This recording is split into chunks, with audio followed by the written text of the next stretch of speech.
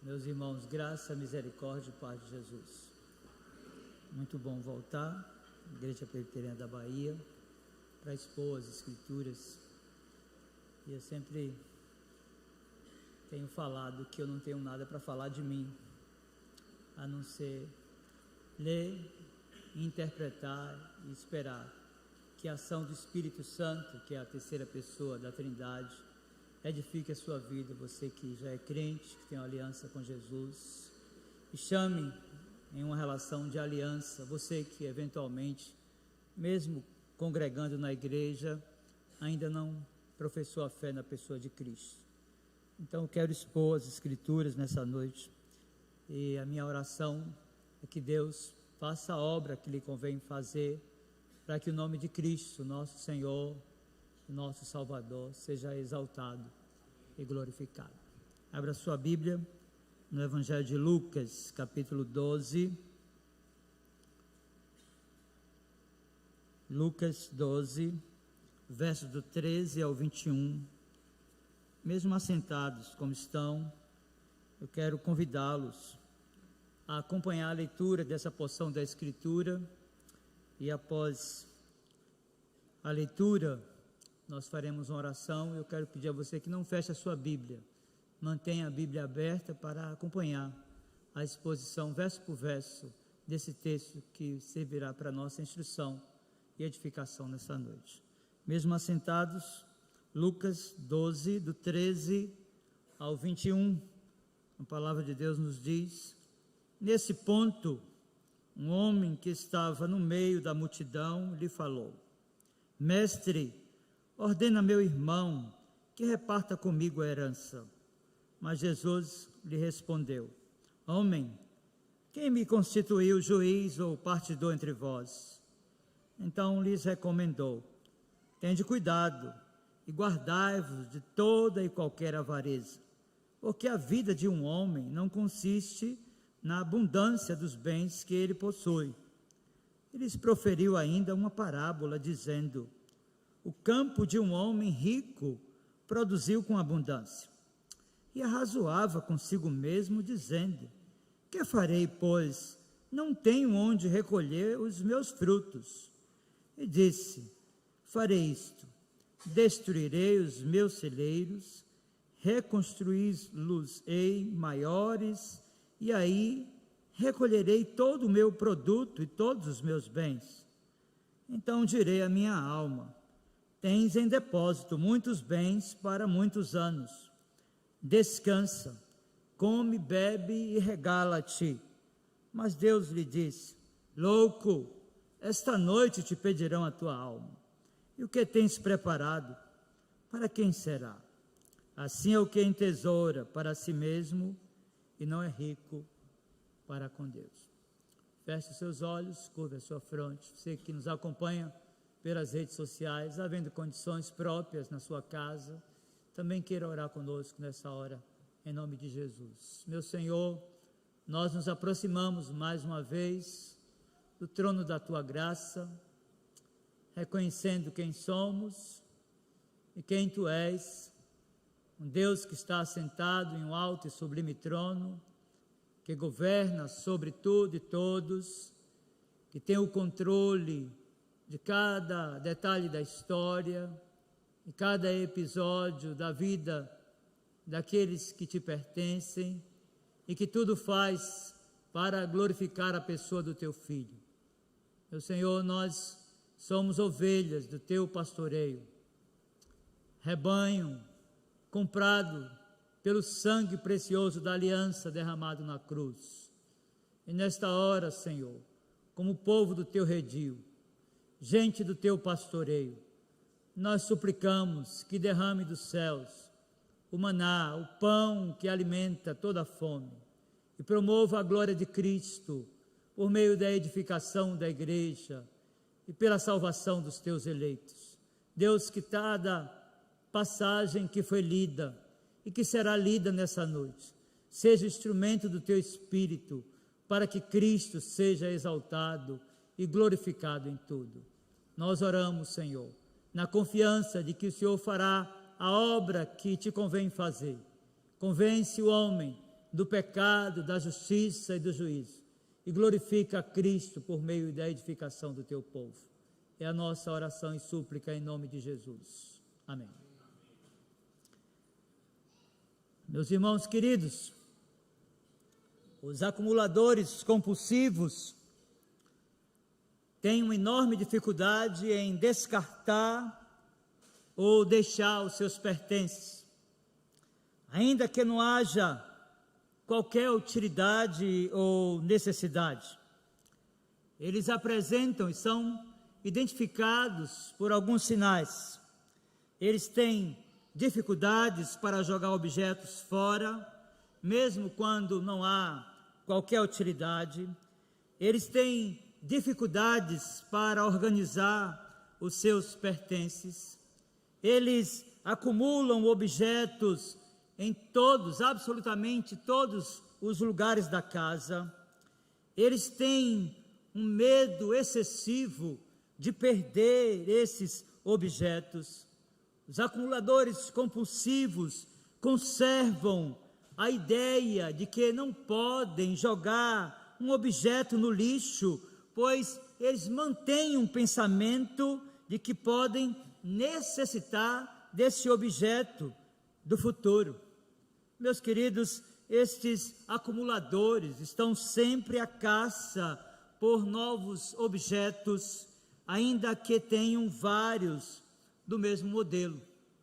Meus irmãos queridos e amigos, além de tudo isso, os acumuladores compulsivos são pessoas mais isoladas, especialmente em casos mais graves, pois conservam o sentimento de vergonha da sua própria situação e do próprio aspecto da sua casa. Meus irmãos, o contexto pelo qual o texto que é objeto da exposição da mensagem nessa noite foi produzido e a parábola que foi contada dentro dessa narrativa estão encharcados de advertências e exortações do Senhor Jesus Cristo. Na passagem antecedente, o Senhor Jesus já havia chamado a atenção dos seus discípulos acerca da ansiedade e da preocupação desmedida com as provisões para a subsistência da vida.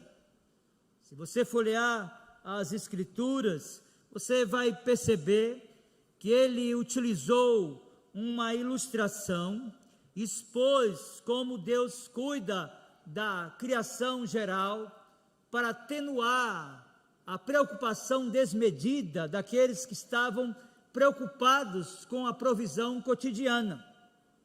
Em Lucas, nesse mesmo evangelho, no capítulo 12, versos 6 e 7, a Escritura diz: não se vendem 5 pardais por 2 asses, entretanto, nenhum deles está em esquecimento diante de Deus.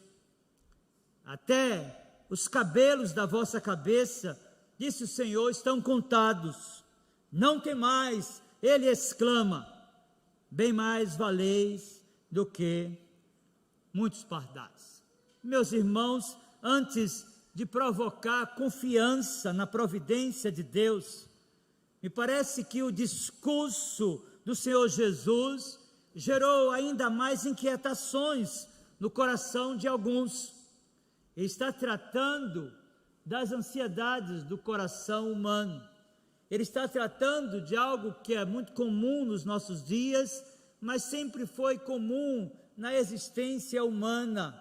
Ele está tratando sobre a ansiedade que as pessoas criam pelas expectativas que têm da provisão cotidiana. Meus queridos, voltem o olhar para o texto que é objeto da exposição nessa noite e percebam que em Lucas capítulo 12, verso 13, o texto no início da narrativa nos faz a seguinte afirmação: nesse ponto, um homem que estava no meio da multidão lhe falou: mestre, ordena meu irmão que reparta comigo a herança. Meus queridos, a leitura desta passagem, do verso de número 13, nos traz pelo menos duas interpretações. Primeiro, é possível que esta importunação tenha sido o produto de um sentimento de injustiça que tomou o coração daquele homem, e parece-me que houve um pensamento de que ele estava sendo defraudado. Segundo lugar, não é possível aqui descartar que houvesse em seu coração um sentimento ou um desejo de acumulação. Meus irmãos, para as duas possibilidades, a resposta do Senhor Jesus foi dura, podemos dizer incisiva, e veio de forma de perguntas e orientações acerca do desenvolvimento da patologia pós-moderna, da acumulação e do consequente pecado da avareza, que é também o mesmo pecado da idolatria. O texto subsequente, acompanhe a leitura, versos 14 e 15, nos indica essas verdades. Versos 14 e 15 de Lucas, capítulo 12, diz: mas Jesus lhe respondeu: homem, quem me constituiu juiz ou partidor entre vós? Então lhes recomendou: tende cuidado e guardai-vos de toda e qualquer avareza, porque a vida de um homem não consiste na abundância dos bens que ele possui. Meus irmãos, há algumas questões aqui que precisam ser compreendidas. E como nós estamos no expediente de usar da hermenêutica histórico-gramatical, que é a hermenêutica utilizada pelos reformadores, nós precisamos de buscar dentro da cultura e da legislação aquilo que impera na interpretação da passagem. Por exemplo, o Senhor Jesus, como judeu, conhecia que havia na sua nação códigos com normas para a divisão de herança e apela para a própria lei, eximindo-se daquela responsabilidade de ser o repartidor do bem daquelas pessoas, concentrando a sua vida e a sua dedicação ao seu ministério. Se voltarmos o nosso olhar para o livro da lei, lá em Números, capítulo 27, versos do 8 até o 11, nós vamos compreender que a interpretação dessa passagem tem conexão com a relação que Cristo tinha com a lei de Deus. Vejam, Números 27, a partir do 8 e até o 11 diz: falarás aos filhos de Israel, dizendo: quando alguém morrer e não tiver filho, então fareis passar a sua herança à sua filha, e se não tiver filha, então a sua herança dareis aos irmãos dele. Porém, se não tiver irmãos, darei a sua herança aos irmãos de seu pai. Se também seu pai não tiver irmãos, darei a sua herança ao parente mais chegado de sua família, para que a possua. Isto, aos filhos de Israel, será prescrição de direito, como o Senhor ordenou a Moisés. Então, esta é a primeira implicação da interpretação dessa segunda seção da passagem, que é objeto da exposição dessa mensagem nessa noite.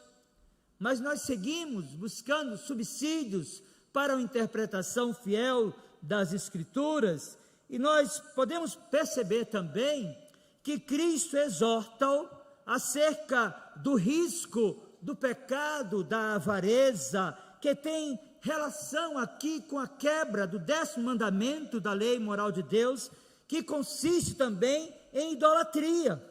Meus irmãos, se nós continuarmos folheando o livro da lei, agora lá no Êxodo capítulo 20, verso 17, nós vamos perceber que há uma relação estreita entre aquilo que nós encontramos aqui em Lucas 12, a partir do versículo 14, e aquilo que a lei moral de Deus nos ensina.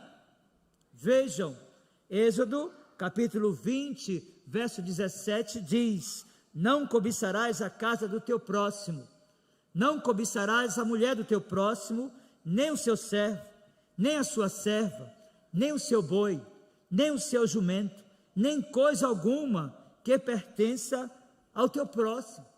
Meus queridos, Cristo, com a sua mente encharcada das Escrituras, olha para aquele homem e para o interesse de acumulação e responde segundo a lei.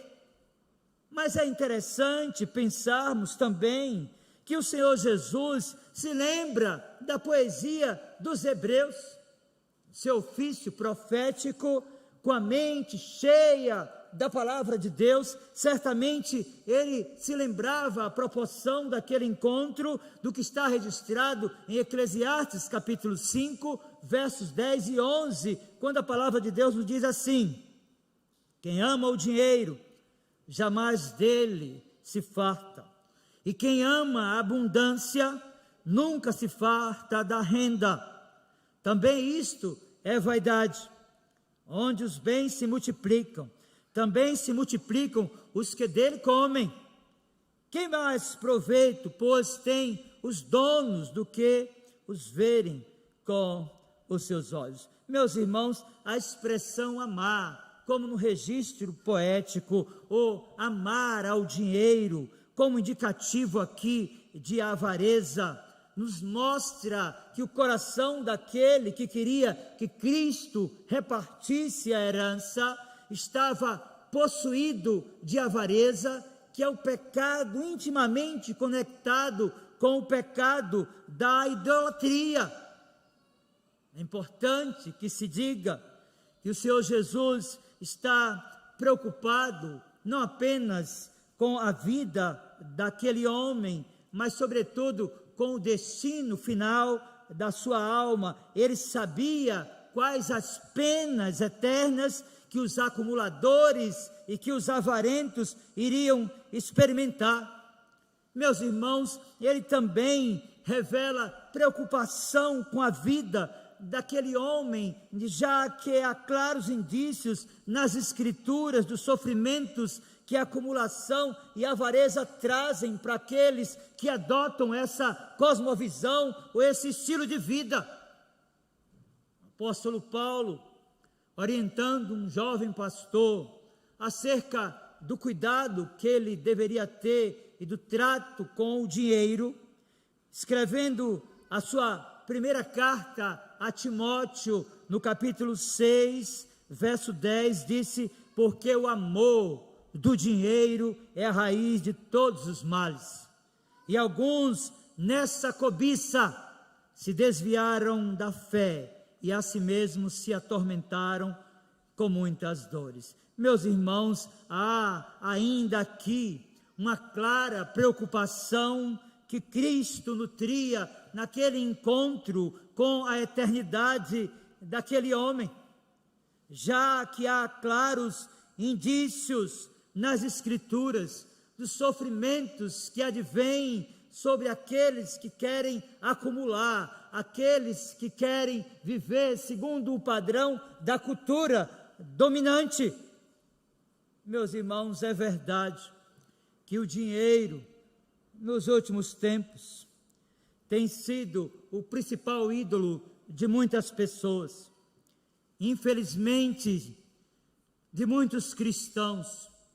Aqueles que idolatram o dinheiro ou a riqueza, ou acumulam-no, eles desonram o primeiro mandamento da lei moral de Deus. Êxodo capítulo 20, verso 3 diz: não terás outros deuses diante de mim. Meus queridos, daí a mensagem e a preocupação do Senhor Jesus com o destino final da alma daquele homem. O apóstolo Paulo não deixou dúvidas e produziu literatura para oferecer à igreja, no seu período e no seu ministério, acerca do perigo da avareza, do perigo da idolatria, ao dinheiro. Paulo não tinha qualquer dúvida de que aqueles que fazem do dinheiro o seu ídolo não poderão herdar o reino dos céus. Daí, na carta aos Efésios, capítulo 5, versos do 5 ao 7, ele disse: sabei, pois, isto: nenhum incontinente, ou impuro, ou avarento, que é idólatra, tem herança no reino de Cristo e de Deus. Ninguém vos engane com palavras vãs, porque por essas coisas vem a ira de Deus sobre os filhos da desobediência. Portanto, não sejais participantes com eles. Meus irmãos, vejam que, como um pedagogo por excelência, o Senhor Jesus, então, naquela abordagem, naquele episódio, naquele encontro do seu ministério público, resolve facilitar a vida daquele rapaz. E ele resolve, então, dentro dessa narrativa, adicionar uma parábola para que ele pudesse entender melhor o que é que Cristo estava falando como verdade. Então percebam agora, na sequência da passagem bíblica, que no verso do 16 ao 19, nós saímos de uma narrativa e ingressamos em um outro gênero, que é parábola. Verso 16 ao 19, Cristo então segue ministrando ao coração daquele homem. E lhes proferiu ainda uma parábola, dizendo: o campo de um homem rico produziu com abundância, e arrazoava consigo mesmo, dizendo: que farei, pois? Não tenho onde recolher os meus frutos. E disse: farei isto: destruirei os meus celeiros, reconstruí-los-ei maiores, e aí recolherei todo o meu produto e todos os meus bens. Então direi à minha alma: tens em depósito muitos bens para muitos anos. Descansa, come, bebe, regala-te. Meus irmãos, inicialmente, é necessário compreender que a parábola, do ponto de vista bíblico, é um gênero literário que se serve de comparação ou imagem que é tirada do cotidiano da vida das pessoas para lançar luz sobre outra realidade que está relacionada ao reino de Deus. Jesus aqui conta essa parábola a fim de desmascarar os perigos que escondem por trás da vida daquele cujo coração é avarento. Meus irmãos, há muitos ensinos no entorno desta parábola. É possível que o Senhor Jesus estivesse advertindo aquele homem acerca de males muito comuns. Primeiro, os que contentam, aqueles que se contentam apenas com as coisas que o dinheiro pode comprar, correm um sério risco de perder o prazer e deixarem de desfrutar da felicidade daquilo que o dinheiro não pode adquirir. Há uma preocupação no coração do mestre, como deve existir por parte dos pastores nesses dias, essa mesma preocupação. Se o dinheiro fosse a causa final da felicidade humana, e aquele ponto que traz uma plena satisfação, muitos milionários não teriam tirado a vida. Meus irmãos, nós precisamos de compreender que existem muitas coisas que o dinheiro não pode comprar. Inicialmente, é necessário compreender que o dinheiro não pode comprar a saúde, que o dinheiro não pode comprar a paz interior, que o dinheiro não pode comprar bons modos, que o dinheiro não pode comprar amigos verdadeiros, que o dinheiro não pode comprar abraços verdadeiramente afetuosos. Devemos lembrar que o dinheiro não pode comprar o respeito. Devemos lembrar que o dinheiro não pode comprar o carisma. Devemos lembrar que o dinheiro não pode comprar a dignidade, a aceitação e caráter aprovado. Meus queridos, essa mesma preocupação que Cristo teve no passado, os pastores devem manter também em seus ministérios, mas sobretudo nós que somos pais, precisamos ensinar aos nossos filhos que o dinheiro não é a causa última da felicidade humana. Nossa condição de satisfação plena existe na pessoa do nosso Deus e na nossa relação de submissão à sua vontade revelada. Meus irmãos, nós também sabemos que a prosperidade oferece alguns perigos. Devemos lembrar que ela é capaz de sufocar a palavra de Deus. É isso que nós encontramos como verdade no registro da palavra de Deus em Mateus capítulo 13, verso 22. A parábola do semeador nos adverte acerca do dinheiro ou da riqueza como um símbolo que é capaz de sufocar a palavra de Deus. O que foi semeado entre os espinhos é o que ouve a palavra. Porém, os cuidados do mundo e a fascinação das riquezas sufocam a palavra e ela fica infrutífera. Meus queridos, nós precisamos também aprender nessa noite que a prosperidade também é capaz de criar armadilhas e tentações. Nós folhearmos as Escrituras, nós vamos perceber Paulo preocupado com o ministério do seu amigo e jovem pastor Timóteo. Agora na primeira carta, no capítulo 6, verso do 17 ao 19, exortando aquele jovem pastor que tivesse cuidado com o coração e com a inclinação que ele tem para a avareza, para o consumo e para a acumulação.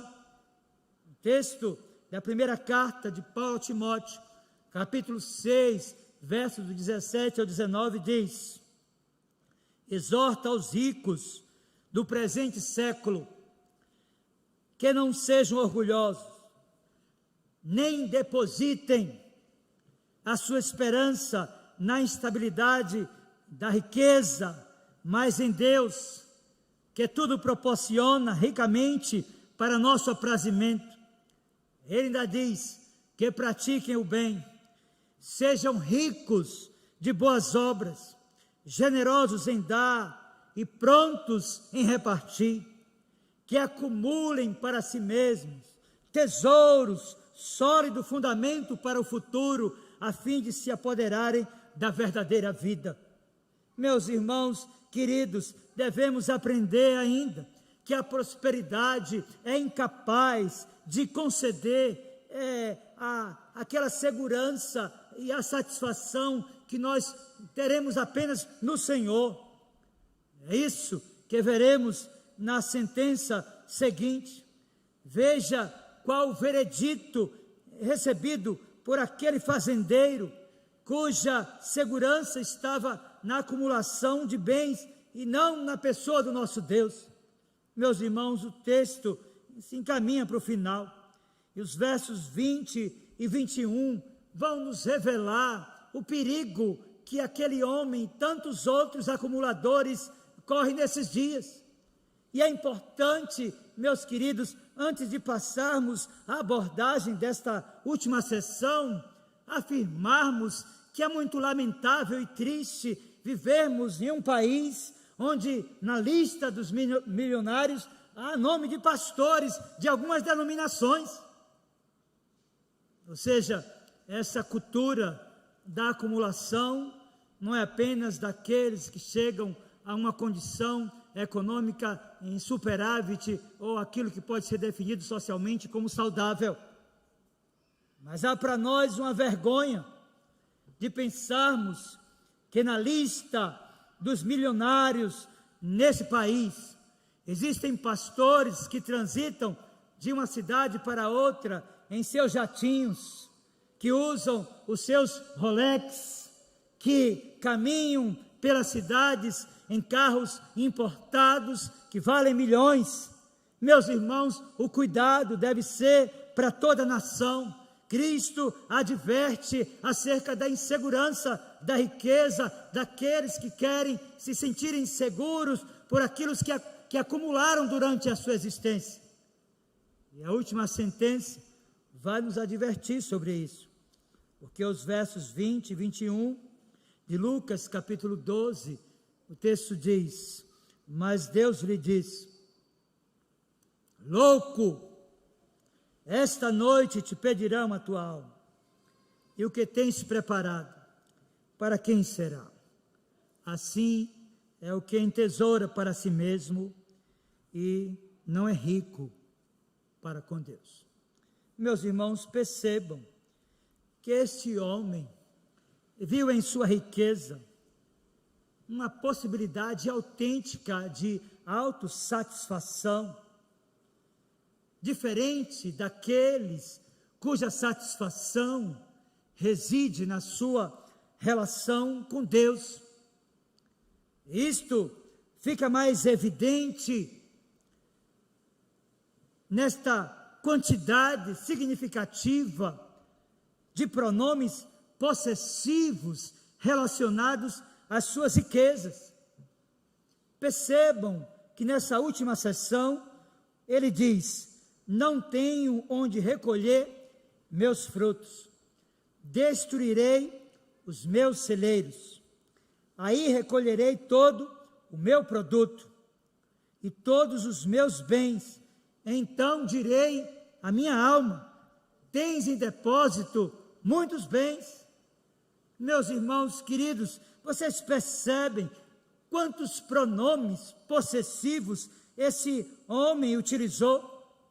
Meus irmãos, é óbvio que a Escritura não condena em absoluto a previdência. É óbvio que a Escritura não condena em absoluta o uso da poupança. O que está sendo condenado aqui é a relação de acumulação associada a um afeto desmedido ao patrimônio material construído. É exatamente isso que nós temos aqui. Daí lembrarmos que o discurso cristão pode ser definido como uma contracultura social. Meus irmãos, qualquer pessoa na sociedade, diante de um homem como esse, dirá que ele é, sem dúvida, o padrão daquilo que nós buscamos em uma sociedade economicamente evoluída. Contudo, o que notamos aqui é uma crítica do Senhor Jesus a este comportamento de acumulação. Essa expressão louco, no texto como no vernáculo, é traduzida da palavra grega afron. Meus irmãos, há alguns aspectos que definem aqui esta palavra afron, que é traduzida no nosso idioma como louco. Ela pode ser também traduzida como tolo. Ela pode também ser traduzida como estúpido. Ela pode definir também uma pessoa sem inteligência. Meus queridos, há alguns aspectos aqui que definem e que consistem nessa loucura desse homem, desse fazendeiro que se aproxima de Jesus. Primeiro, ele se compreendia como o Senhor absoluto da sua vida. Meus queridos, esse homem era de fato um tipo de ateu prático. Ele cria na existência de Deus, mas ele vivia como se Deus não existisse. E, meus queridos, ele estava equivocado em decorrência de alguns aspectos que são revelados aqui nos versos 20 e 21. Primeiro, esse homem acumulador se equivocou em pensar que tinha o controle da sua vida. Meus irmãos, nós devemos lembrar sempre que a nossa vida está nas mãos do Senhor. Devemos lembrar que todos os nossos dias foram contados e registrados em um livro. Nós folhearmos as Escrituras, nós vamos ver como isso é claro, por exemplo, no Salmo 139, verso do 14 ao 16. Mas esse homem também se equivocou com o tempo que ainda lhe restava para viver. E o texto é claro, porque a Escritura nos diz, no verso 20, definindo como um louco. O texto diz: esta noite te pedirão a tua alma. Meus irmãos, nós não sabemos quando partiremos. Precisamos estar com a nossa vida em dia com o Senhor. Precisamos de fugir desse movimento que nos induz tantas vezes a buscar satisfação na riqueza e no consumo. Precisamos de compreender que a satisfação plena não pode existir fora dessa relação de aliança com o Senhor. Mas, meus irmãos, nós precisamos também ainda dizer que esse homem se equivocou com o modelo de investimento. Ele se devotou durante toda a sua vida. O texto mostra, no verso 21, louco, esta noite te pedirão a tua alma, e o que tens preparado, para quem será? Então o texto diz: assim é o que entesoura para si mesmo e não é rico para com Deus. Meus irmãos queridos, nós iniciamos a exposição desta mensagem falando da cultura da acumulação. Eu quero concluir a mensagem nessa noite, destacando ainda alguns ensinos preciosos acerca de tudo que ouvimos na exposição dessa passagem. A primeira lição que nós podemos retirar do texto que foi objeto dessa exposição é que esta patologia social da acumulação não é nova. Se você pensar que isso é uma coisa da pós-modernidade e do sistema capitalista, você vai se enganar. Devemos lembrar que outras pessoas, em outros tempos, em outros lugares, em outras culturas, foram também, como muitos hoje, escravizadas por essa cosmovisão. Então, assim como no passado, nós precisamos de ter cuidado redobrado, para não nos tornarmos escravos desse movimento que visa nos escravizar, nos trazendo uma mensagem que a proporção do acúmulo e do consumo nós estaremos plenamente satisfeitos.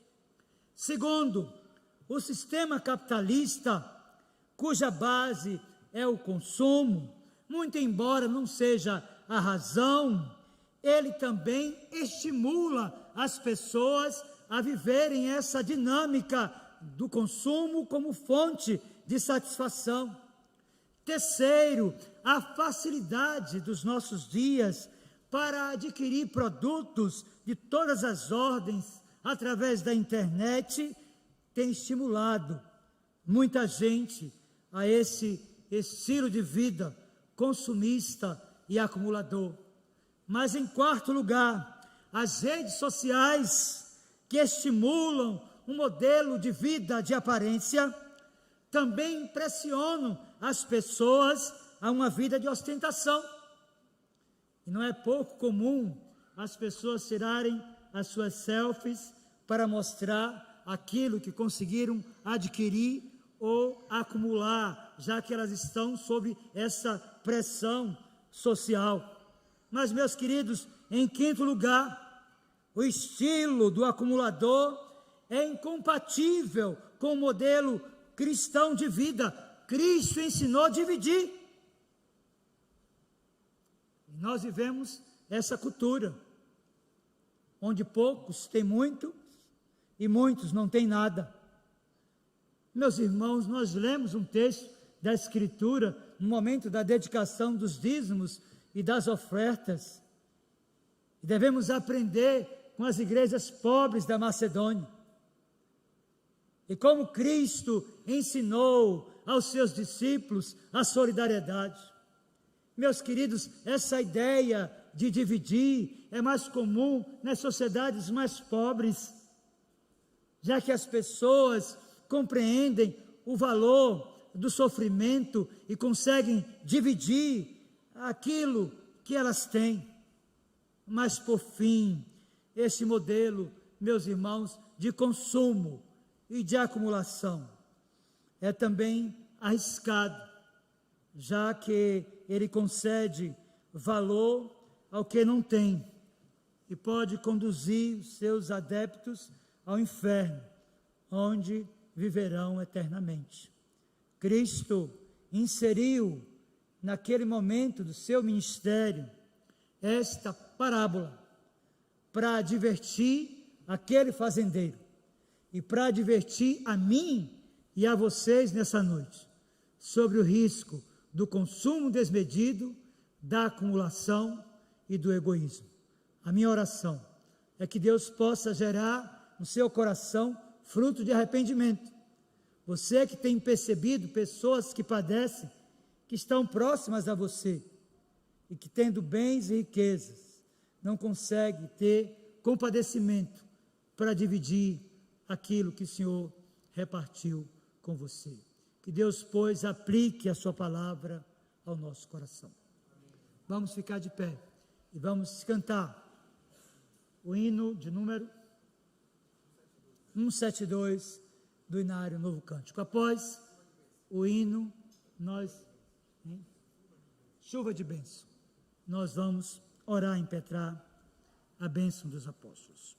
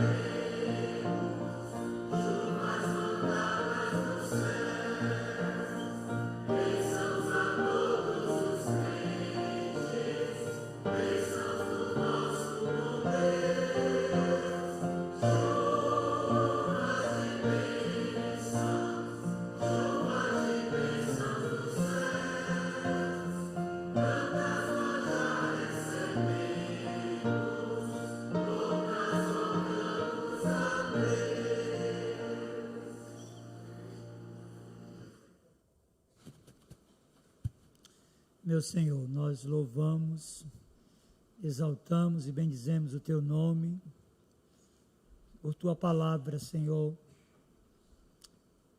que nos visita nessa noite com uma mensagem de exortação ao cuidado com essa patologia social, onde pessoas se tornaram escravas daquilo que produziram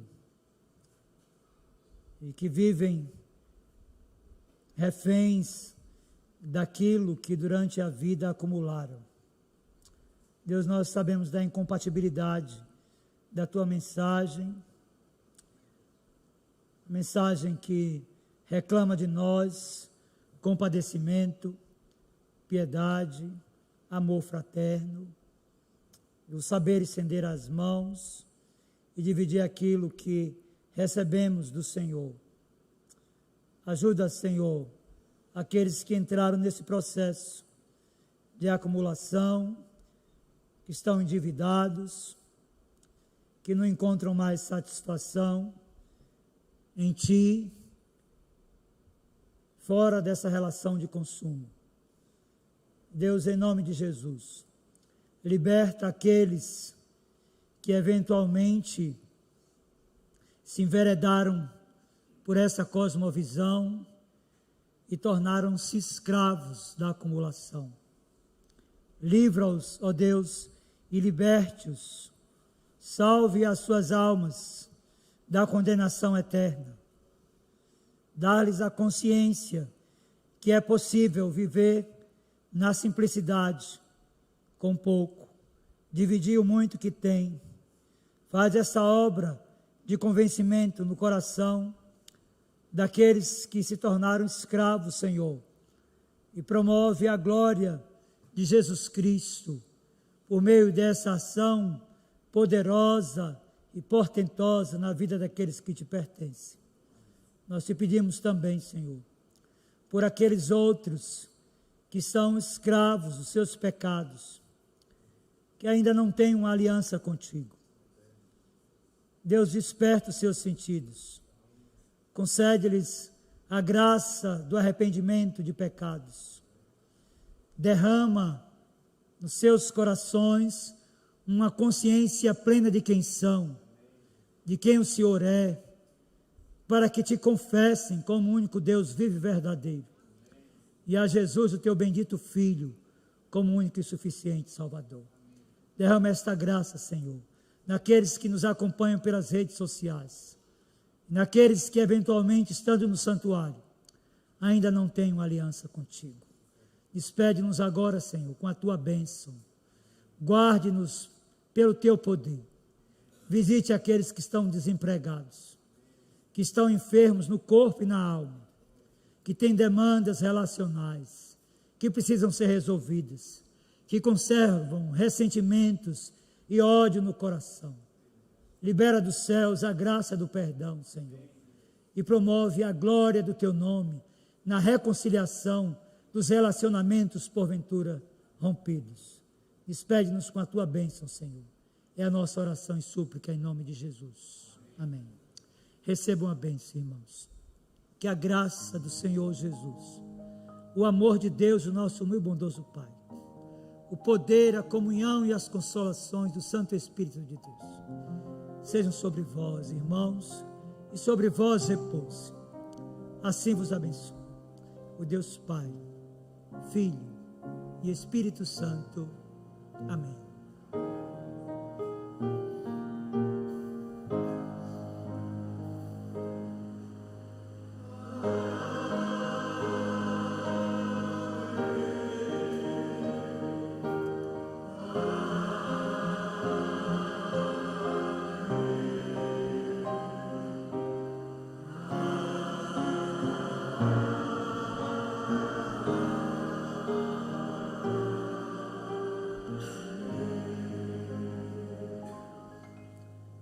Podem sentar, irmãos. Eu vou passar a palavra para o presbítero Davi, presbítero Charles, e peço aos irmãos a gentileza da licença. Eu preciso ir para a congregação. Os nossos encontros semanais são virtuais.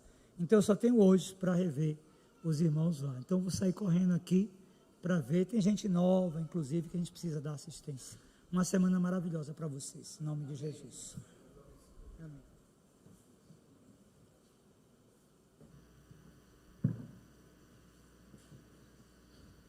Obrigado, pastor Adilson. Esse momento é um momento que nós queremos conhecer aqueles que nos visitam, né?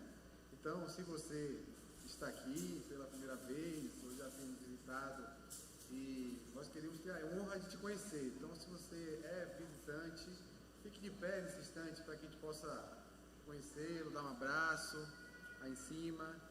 Ó, ali, ó, que bênção, meu irmão. Deus abençoe. Alguém aí ao redor, dá aquele abraço apertado. Essa irmã, que o Senhor Jesus abençoe você, minha irmã. Se você não tem igreja, estamos de portas abertas.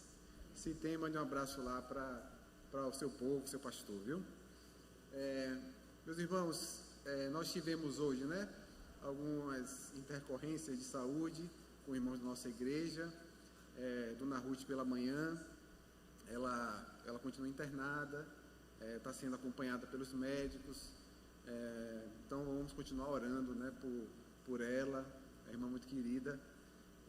Também tivemos a queda de Dona Regina, a mãe de Charles. Ela, graças a Deus, não teve nada não, assim, foi só um susto. A gente foi lá para ajudar a levantar, a gente não estava conseguindo levantar ela, mas ficamos lá conversando, né, e revendo fotos aqui que condenam muita gente aqui, viu, da igreja, viu? Muitas fotos, muitas lembranças boas. Foi um momento, apesar de assustador no início, né, mas foi muito bom estar lá. E também orar por Dona Cecília, né, ainda, né, numa situação difícil. Eu vou fazer essa oração aqui, né, pedindo por essas irmãs, e assim, né, se nós tivermos outros casos, que nós oremos por esses irmãos e passemos para o conhecimento da igreja também, para que os outros, todo o corpo possa orar por essas pessoas. Eu vou orar por essas irmãs nesse instante. Ó Deus de amor, Pai de bondade, nós te louvamos, meu Deus, por este culto, Pai, por estarmos aqui na tua casa, o Senhor que nos trouxe, Pai, por ouvirmos a tua palavra, porque vamos sair daqui alegres, porque podemos aqui nesse instante te adorar, te bendizer, louvar-te através de cânticos, meu Deus. Obrigado, Senhor, por essa festa da alma, meu Deus. Obrigado.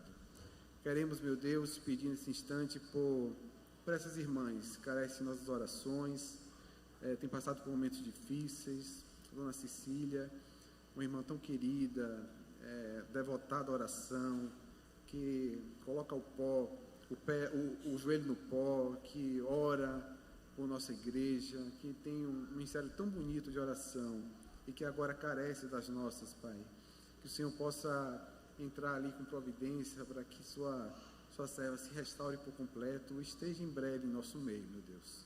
Clamamos, meu Deus, pela vida de Dona Ruth, que o Senhor possa abençoá-la também. Graças a Deus as coisas puderam fluir para que ela fosse atendida de uma maneira pronta, meu Deus, e que ela agora está sendo acompanhada ali pelos médicos, Pai. Acampa os teus anjos ao redor do seu leito, Pai, que ela se recupere o mais breve possível também, meu Deus. Queremos pedir por tia Regina, que o Senhor guarde o seu lar, sua casa, abençoe também tio Rui, com os cuidados com ela, com o trabalho com ela, meu Deus. Dá ele sabedoria nesse instante, porque é um momento difícil, e que essa doença possa ser menos agressiva, ela regrida, meu Deus, para a honra e glória do Senhor, meu Pai.